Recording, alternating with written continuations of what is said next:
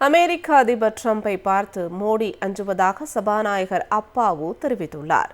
தென்காசி மாவட்டம் சீதப்பற்பநல்லூர் ஜன்ஸ்டன் கல்லூரியில் தென்காசி, திருநெல்வேலி மாவட்டங்களைச் சேர்ந்த 50 பள்ளி ஆசிரியர்களுக்கு ஆலடி அருணா நல்லாசிரியர் விருது வழங்கும் நிகழ்ச்சி நடைபெற்றது.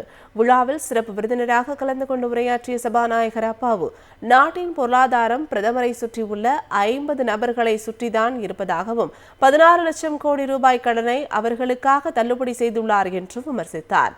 எப்ஸ்டீன் ஃபைலில் ட்ரம்புடன் மோடி படமும் உள்ளதாகவும் இதுகுறித்து யாரும் பேசிவிடுவார்கள் என பிரதமர் மோடி பயந்துதான் மக்களவைக்கு வரவில்லை என்றும் குற்றம் சாட்டினார். அமெரிக்காவிலிருந்து இந்தியர்களை கை கால்களை கட்டி நாடு கடத்திய போதும் வாய் திறக்காமல் பயந்தவர்தான் பிரதமர் மோடி என்றும் விமர்சித்தார். எவ்வளவு பெரிய இறையாண்மை உள்ள ஜனநாயக நாடு, எந்த நாட்டுக்கும் இப்படிப்பட்ட தலைமுறையும் நமக்கு வரல.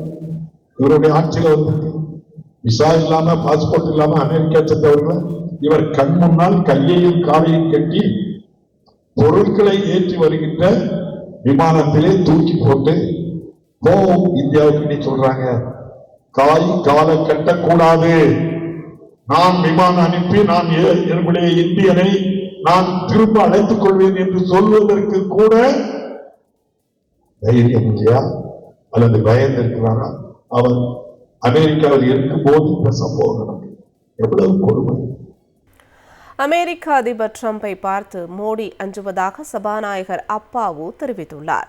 தென்காசி மாவட்டம் சீதப்பற்பநல்லூர் ஜன்ஸ்டன் கல்லூரியில் தென்காசி, திருநெல்வேலி மாவட்டங்களைச் சேர்ந்த 50 பள்ளி ஆசிரியர்களுக்கு ஆலடி அருணா நல்லாசிரியர் விருது வழங்கும் நிகழ்ச்சி நடைபெற்றது.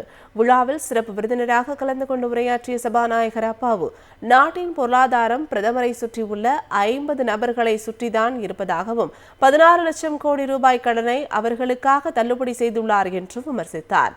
எப்ஸ்டீன் ஃபைலில் ட்ரம்புடன் மோடி படமும் உள்ளதாகவும் இதுகுறித்து யாரும் பேசிவிடுவார்கள் என பிரதமர் மோடி பயந்துதான் மக்களவைக்கு வரவில்லை என்றும் குற்றம் சாட்டினார். அமெரிக்காவிலிருந்து இந்தியர்களை கை கால்களை கட்டி நாடு கடத்திய போதும் வாய் திறக்காமல் பயந்தவர்தான் பிரதமர் மோடி என்றும் விமர்சித்தார். எவ்வளவு பெரிய இறையாண்மை உள்ள ஜனநாயக நாடு, எந்த நாட்டுக்கும் இப்படிப்பட்ட தலைமுறையும் நமக்கு வரல.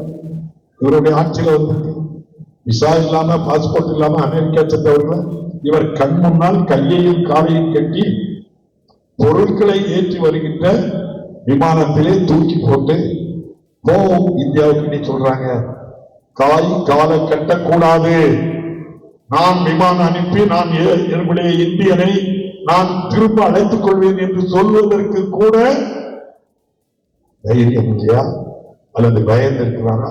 அவர் அமெரிக்காவில் இருக்கும்போது இந்த சம்பவம் நடக்கும். எவ்வளவு கொடுமை!